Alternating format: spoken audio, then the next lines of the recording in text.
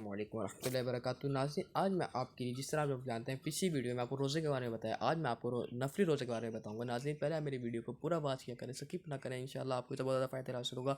कुछ लोग स्किप कर देते हैं, बाद में कमेंट करते हैं आपने गलत बताया, वो किया वो किया वो किया। इसी पर नाज़रीन पहले पहले मेरी वीडियो को पूरा वॉच किया करें। नाज़रीन, मेरे यूट्यूब चैनल को सब्सक्राइब करें, वीडियो वॉच करें। आज डे शुरू करते हैं।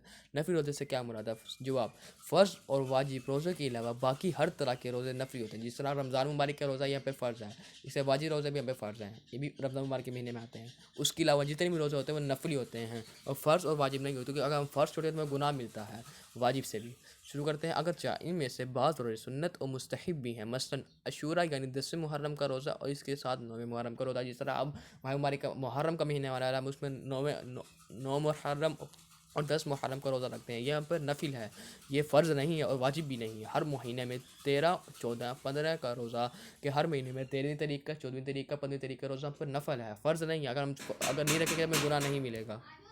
और उर्फ़ा यानी ज़ुल्हज्जा हराम का 9 तारीख का रोज़ा के जो ज़ुल्हज्जा के हराम का 9 तारीख का रोज़ा भी हम पर नफल है। पीर और जुमे का रोज़ा, ईद उल फितर के 6 रोज़े, एक दिन छोड़कर रोज़ा रखना क्या किसी दिन रोज़ा रखना मना भी है? जी हाँ, ईदैन के दौरान माह ज़ुल्हज्जल हराम में अयाम तशरीक़ के 3 दिन रोज़ा रखना मकरूह और तहरीमी है।